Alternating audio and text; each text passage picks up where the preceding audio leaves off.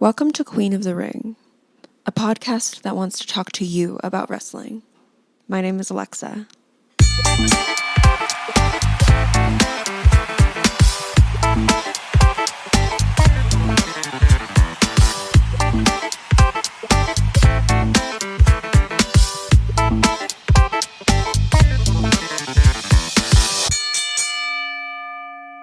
Trigger warning for discussions about sexual assault and ending one's own life.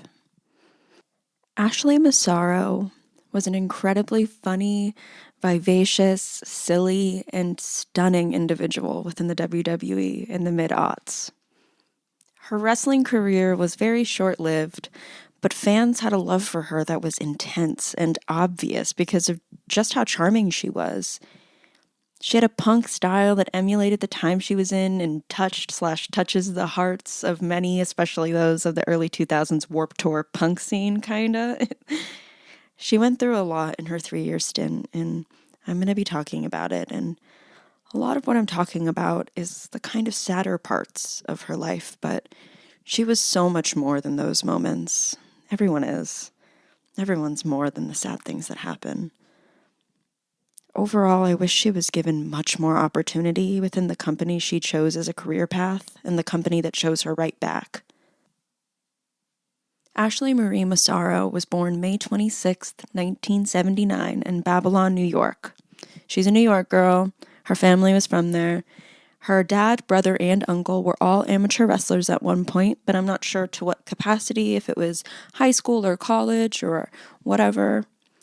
When she was 20 in 1999, she had a daughter and she named her Alexa. And around the same time, Ashley was a contestant in a lot of pageants and was pretty successful in her quests. She was crowned Miss Hawaiian Tropic USA in 2002, and just 2 years later, she was crowned Miss Hawaiian Tropic Canada in 2004. And between those pageants, she modeled in Playboy a couple of times and modeled for Maxim, Stuff, and some others. She was really making money off of her stunning face and figure. So while at one of these many different competitions she would be in, she was approached by a WWE executive who convinced her to try out for the upcoming Divas Search contest that the WWE was going to be holding in 2005. To set the scene for what women's wrestling was like when Ashley entered in this contest, in the same year, 2005, there were, give or take, 283 matches on live events. I'm not a statistician. I'm not a mathematician. It's not going to be completely 100%, but 283 matches live broadcasted on television. Only 20 of those matches were women's matches at all. 3 of those 20 were some type of bra and panties match. So what I'm trying to say is that women wrestlers were not their priority at this time. So during the contest, it was, every week on Raw or something, they would bring out the ladies and they would be whittled down to, only however many that the WWE would want to be promoting as the next diva. She says in one interview that she had been running through ways in her mind to stand out from the other gorgeous women that were competing against her. So she decided that giving out her phone number in the very short clip she got was the way. And apparently it really worked. And she said, surprisingly, it honestly didn't even get that weird. It was mostly just people proposing to her. And she said that she always said yes. So she has a lot of husbands somewhere, she always said in interviews. She was like the only person competing that was embracing the pop punk popularity at the time. She would usually wear black with demonia-looking boots, fingerless gloves, backwards hats, and her snake bites glittering from the lights above her. Basically what I mean is that she had a different aesthetic than the other women included with her, so she looked different. And she ended up winning. The fans voted for her to win, and it was an incredible opportunity with a $250,000 contract with the WWE. That is so much money. Makes me think of all of the competition shows I would watch when I was young, like America's Next Top Model and stuff, and that shit was only $100,000. That is nothing compared. After she won, the strange things started happening pretty fucking quickly. Vince McMahon approached her and tried to force Ashley into providing 20% of that $250,000 to give to a man that was only gone by Rich, who Vince said had represented her the whole time through the competition. And she was like, what the fuck do you mean? Who the fuck is Rich? And no, I'm not going to do any of that shit. And the whole debacle almost resulted in her losing her contract altogether, which is fucked. During the Diva search, she nor any of the other women, to my knowledge, had any in-ring training at all. And this was around the time when the WWE was really using femininity as a tool for sexual satisfaction. They historically wanted to get these women who were dancers or athletes in another area and just did not want to train them for some reason. Maybe wanted to originally regulate them to valet or manager work, but for Ashley's case, she approached them right off the gate saying, like, I would like to be trained. I would like to be, I want to be trained in this place that I chose as my work, and you guys chose me.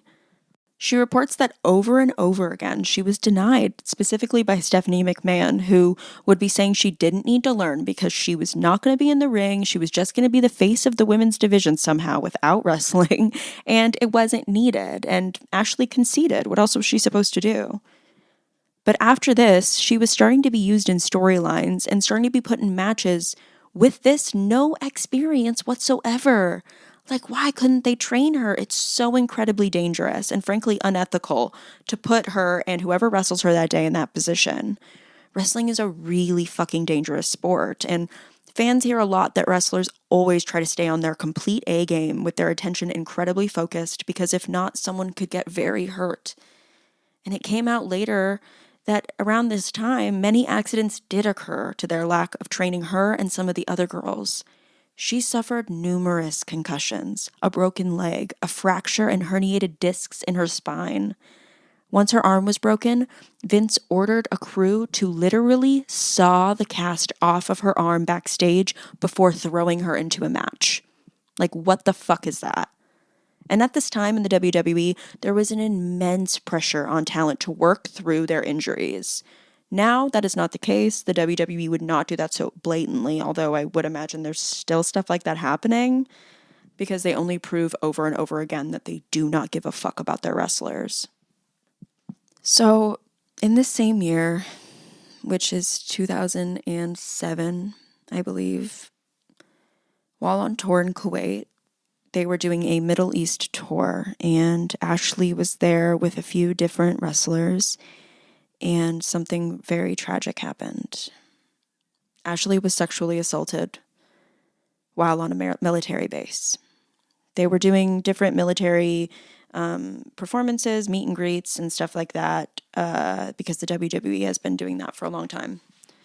And so I just want to say trigger warning for the next part that I'm going to be talking about, because it's really hard to hear. It's very sad, and it's very uncomfortable for most. And if you don't want to listen to it, I totally understand, and I'll give you the time to exit out of it. Okay. So while on a military base in Kuwait, Ashley stated that she was really struggling with some menstrual cramps and wanted to get out of the hot-ass sun and sit in some air conditioning for a while. She told the people who were escorting them that, and, she reports that they insisted that she must just be dehydrated. And she was like, no, I just have menstrual cramps. And they insisted she was taken to another military base to get an IV put in for this so-called dehydration, even though she insisted over and over she didn't need that. She just had cramps. They ended up shoving her into the car and took her there anyways. After sitting with an IV for what she felt like hours, the Mouth of the South, Jimmy Hart, came to see how she was, and when she asked if he could help her because she really wanted to leave, but the personnel wouldn't let her, he said that he would after lunch, so he left because the others and him wanted to go get food. She felt like something was off with the people there, and unfortunately she was right. After sitting there for however much longer, a man in an orange shirt and cargo shorts appeared at the door, saying he was a doctor. With him was another soldier, a woman in full fatigues. The other men that they were with said that it was this man's birthday, and he approached her and allegedly injected her with something that rendered her paralyzed. After doing that and moving her into another room, he raped her. She said that it felt like an eternity, but it was at least an hour or two. The woman in fatigues guarded the inside of the door and watched. She goes into a lot of detail into her affidavit that you can find online. While this was happening, somebody, maybe Jimmy Hart, came to see her, and when he was told she was moved into another room, started banging on the door. The man and woman yelled 1 minute, threw a very dirty blanket over Ashley, and walked out the room right past him as he asked what was happening. When he went in, he picked her up, carried her to the car, and took her to a hotel where he left her to sleep. On a blog that Jimmy Hart had in the mid-aughts, he talks specifically about his time in Kuwait with Ron Simmons, Maria Kanellis, and Ashley Massaro. He specifically mentions picking her up from a medical tent as well, but does not go into further detail. It's a lot. It's horrible. And I'm going to be going into more detail about all of this when I talk about a lawsuit that she was in. But I am going to continue on her story because life continues after things like this happen. So, also in 2007, she appeared in Playboy on a cover in full spread, and they literally could not stop talking about it on the WWE. And the same year, she appeared on Survivor, where they did one in China, and she gets super sick the first episode. It's sad. And on the episode, she says that being sick there wasn't going to hold her back because she'd wrestled with a fever of 104 degrees already. So that's crazy and awful. And she also appeared on some other things like hosting gigs around this time and was on an episode of Extreme Makeover Home Edition with Bautista and John Cena. And she was on an episode of Smallville, which she did with Kane. And in the same year, she was in her first WrestleMania. It was WrestleMania 23. And she was a part of a match against Melina for her WWE Women's Championship, with Melina retaining. WrestleMania 24 in 2008, Ashley was a part of a tag team match with Maria Kanellis versus Melina and Beth Phoenix. And when she asked what her highlight in all of wrestling was, she says her entrance for WrestleMania. It is a beautiful moment with people screaming her name, and it's very celebratory. And she said it was just a mind-blowing moment. In 2008, Ashley asked to be released from the WWE because her daughter Alexa, who was 7 years old at the time, got sick and she needed to be there for her. And she's okay now, also. And apparently, when she was with the other people there, she was always talking about her daughter and how much she just loved her and how she was the center of her universe and how perfect she was and all of this. So it wasn't that surprising that she would want to be with her. The same year, Rolling Stone published a piece that is very strange, alleging that Ashley worked for a very high-end and successful escort service agency called Bella Models and was run out of Los Angeles. Along with other Playboy models, there's a website that people would go to, and it's still up. From this, I guess that the FBI seized a bunch of files and ultimately shut the company down. And while they were looking through some of these files, they found Ashley Massaro's name, but it wasn't her. It just ended up being another model. Same exact name, who they may have confused her with, which is just absolutely ridiculous and totally illegal, I would say. To fast forward a few years, in 2016, Ashley became part of a class action lawsuit deemed the WWE Concussion Lawsuit. There were over 60 other wrestlers alongside with her telling their stories as well. Because the WWE has a long history of mistreating their wrestlers and not providing them the care they often require. They're known to do one-off sponsored trips to rehab for some folks, paying for some surgeries, so on and so forth. But for years and years, they have done truly nothing in preventative stances for the people who work for them. They consider their wrestlers as independent contractors, so they do not provide health insurance or any type of medical interventions. And this is a quote from the lawsuit's website. The WWE, per the lawsuit, engaged in systematic misclassification of wrestlers as independent contractors, resulting in the deprivation of their rights under federal law. The actual consequences are illustrated in the allegations of the 60 men and women contained in the filing, many of whom are now disabled with occupational injuries. These injuries include the effects of repeated head trauma resulting in the increased risk of long-term neurological diseases. And there are many people who have had early onset dementia because of the amount of concussions that they have gotten within wrestling, and awful things have happened, and it's just terrifying. Their wrestlers were expected to wrestle 4 to 5 shows a week, so with the travel necessary for this job and training, I would classify that as a full-time job. Not including the upwards of $50,000 some wrestlers report in expenses from travel, renting cars for long-haul drives, because the WWE only pays for some people's travels. So basically, they do a full-time job with zero perks at all. No support for the future, no insurance, and unless you're a top money earner, possibly no real stability. It's so regressive. Vince McMahon is like this fucking Louis B. Mayer reproduction, and the wrestlers are his young teenage talent that he controlled in many different spheres of their lives. He's like this strange, Oz figure. It's frightening. The full court documents are available online, and I can't personally read it because I swear it's trying to alienate me with its boringness. And unfortunately, the lawsuit was thrown out. I guess that the lawyer was maybe in a little over his head. His name was Konstantin Kiros, and the judges had different judges had thrown it out before for his specific ineptitude, basically, and not reporting it accurately or doing certain filings correctly and stuff like that. But that doesn't take away from what Ashley says in her statements. Her affidavit is available online, like I said, if you would like to hear her speak for herself, which I understand. And she stated what I have talked about already, that due to her lack of training, she was subjected to injury, acute and chronic. But the multiple concussions she suffered years past began to attribute to memory loss she was experiencing at 37 years old. She was additionally suffering from depression and anxiety that must have been exacerbated by the injuries she sustained. These injuries that usually led to misusing drugs were such an epidemic within the WWE that in 2014, they tried to start a WWE former talent drug and alcohol resistance program for any wrestler, which Ashley deems funny because they will do that, but not acknowledge the head trauma that usually lends to or leads to this drug dependency.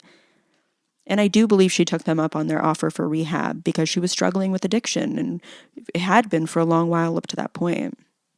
Within Ashley's affidavit, she goes into detail about the sexual assault she experienced while in that doctor's office in Kuwait. And written up by her lawyer, quote, "Upon her return to the United States, she was seen by Dr. Rios, who interviewed her about the incident.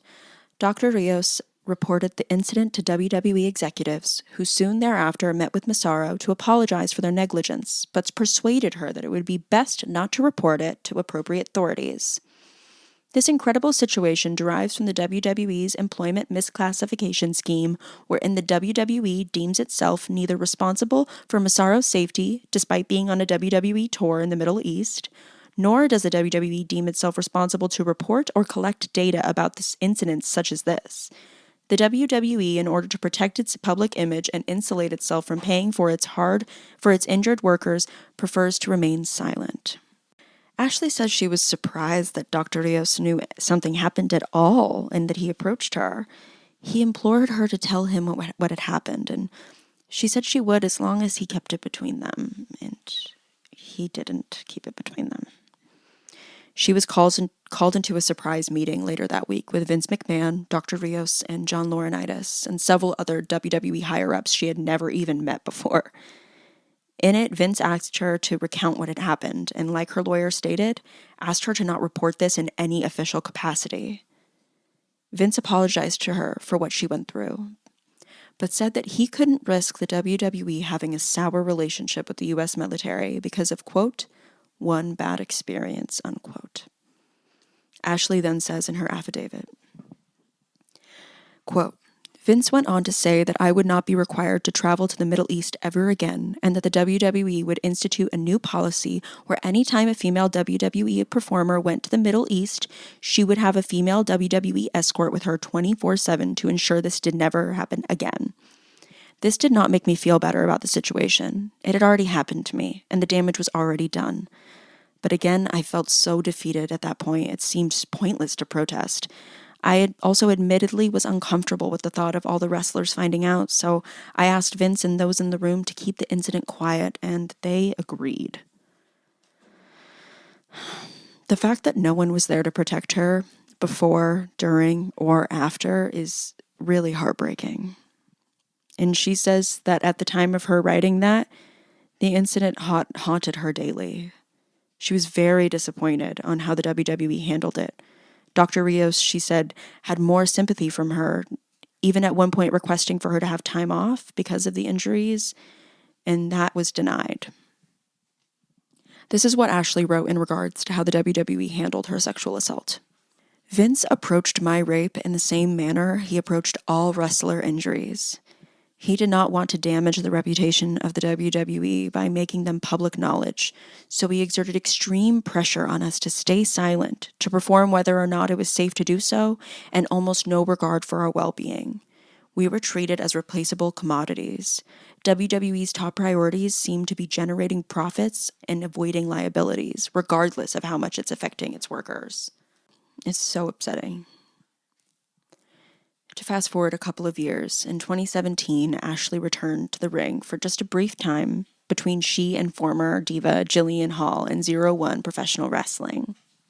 Even though there was a lot of horrifying stuff that happened, Ashley still had incredible memories and would take to social media praising her female counterparts in the company. And she spent time with those women too, and they were all a part of a larger structure that was life-changing for whatever reason that was, and they would call each other the Squared Circle Sisters. Throughout the years, Ashley stayed in touch with fans, going to conventions and remaining the same Ashley they saw in 2005 in the Diva contest. She expressed a lot of admiration and respect for the girls who were coming up in WWE, saying she could not be happier for them that this is the company they get to experience. And the truth is that women like she and many people I have and hope to talk about literally turtle inch crawled so that the women wrestlers today could run. And I'm not saying that doesn't mean it's done there. No, like all other things, it will continue to evolve. And I hope the WWE allows their talent to do so, especially the women, because they seem to hold them back. The next year, in June of 2018, Ashley started DJing for a local Long Island station, WWSK-FM 94.3 The Shark. Sorry, that was terrible. Where she worked 10 a.m. to 3 p.m. on Saturdays as a DJ. And she continued to do that through the next year. And around this time, she was modeling, and I think she was even a part of a Paul Heyman-led modeling agency. It was called the Heyman Hustle, which I feel like we could keep workshopping because that only sounds like a dance move or like a grifter's guide to grifting. And in April of 2019, she posted on her Instagram that she was really excited to start training again because she was going to be doing so at NYC Wrestling and was really scared of the ring rust, but was super fucking excited. Throughout the years, she would get so much fan mail, and she would reply personally to some of it because she praised and adored her fans so much. On May 15th, 2019, after tweeting pictures of a bunch of fan mail she had just responded to, she did not show up for her DJ job. At 5 a.m. the next morning, Ashley was found unresponsive in her home in Smithtown, Long Island, New York. She had died by suicide. She was only 39 years old. Trish Stratus and Lillian Garcia really wanted to find a way to help, and at Ashley's funeral service, Mick Foley approached Ashley's family, asking if he and some of the other wrestlers could start a college fund for her daughter Alexa, which they opened up to fans as well. And it made over $100,000. The same women wrestlers who started that for her made a video for Alexa, detailing just how much they loved her mother, how much her mother loved her, and what an incredible person she was. And it's a really heartbreaking video that just will rock you to your core if you watch. As a small update, WWE Concussion Lawsuit had been thrown out, but another one was started and then stopped in its tracks by the Supreme Court this year in April. And something that is absolutely stupid is that the WWE came right out after her passing, and in their tribute, they had, for some reason, to include that she apologized to them for being a part of the lawsuit at all. Like, they're paying tribute to someone. Why do you have to include that strange piece of information? And also not make one reference to the fact that she said that they covered up a sexual assault. And to say all of that, they knew within her affidavit, she states multiple people persuaded her to cover up the things that went on when she went on within the company. It's abhorrent behavior. To my knowledge, no big news sites covered the information about WWE covering up her sexual assault. And WWE should be held accountable for their wrongdoings. Ashley was beloved and is beloved by the fans, by everybody. She was a ray of shining light that anyone could see when she was on screen. She was funny and self-effacing and silly and smart and gorgeous and appreciated. I wish that she was given more opportunity from the company that chose her to represent them. I wish that they gave her more opportunity for respect, more opportunity for growth, more opportunity for protection, just more opportunity. And she is so missed and loved. I just want whatever to happen that Ashley would have wanted to happen. If she would have wanted them to pay for what they did, then I want them to pay for what they did. If she wanted people to focus on the things that she did within her career, then we'll do that too. I just want her to be remembered, and I want her full story to be realized. Thank you. If you happen to make it this far, I want to say thank you so much for listening. Queen of the Ring was written by me, Alexa Pruitt. The music is by Kreider Dane of Helter Skelter Music Productions. If you liked what you hear, join me next week.